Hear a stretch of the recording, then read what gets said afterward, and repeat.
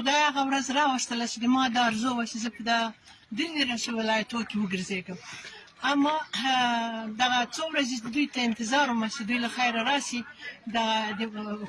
کورونو تلاشي کړي نن هماغه ورځ راغله دغه ګروپ چې دلته راغلی دی دغه تاسو ټول وینئ دلته زه 50 کاله کېږي زندګي کوم دغه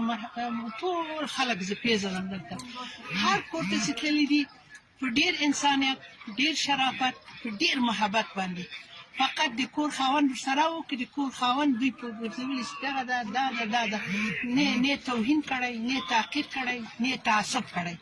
دلته موږ سره پنجشیري ورونه شته تاجکان ورونه شته هغلته د وازاره ورور کور ده دلته دا زه دلته یم دغه ټولو سره یو رقم برخورد کړی نه بکسونه لټولي نه د ښځو کالي ولټول هېڅ فقط عمومي راغله هغه د دوی څه چې وظیفه ورته سپارل شوې وه تمامه معنا باندې هغه جینه ټول وکتله د موږ قناعت یې حاصل کړ خپل قناعت او دا کار زه ډېر ستایش کوم په دې باندې ما یو وخت دا پیشنهاد کړی چې داسې سلا ټوله کوي چې په اشپزخانه کې یو چاقو پرېنږدي اما هغه ورځ شکر د نن زه تجربه کوم چې هغه ورځ نن راغلی نو ما دغه پیشنهاد هغه وخت کې کړی اما دا داسې اوس شکر د دغه مجاهدین وروڼه دي دوی د خدای موفق لري دوی د خدای مایه لري د دوی په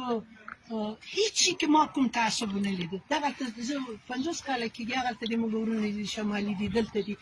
هغلته د موږ هزاره وروڼه دي دغه دا ټول کورونه او زه له ډېره خوشحالي نه په همدغو کوڅو کې ګرځم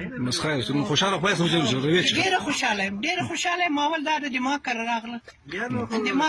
بیا دا د موږ د همسایه کره لاړه بیا هلته لاړه په ډېر انسانیت په ډېر شرافت په ډېر محبت باندې موږ محبت ته ضرورت لرو 43 کاله موږ ټولو دغه ورونو نیم مهاجر سول نیم معلول سول نیم معتاد سول اما اوس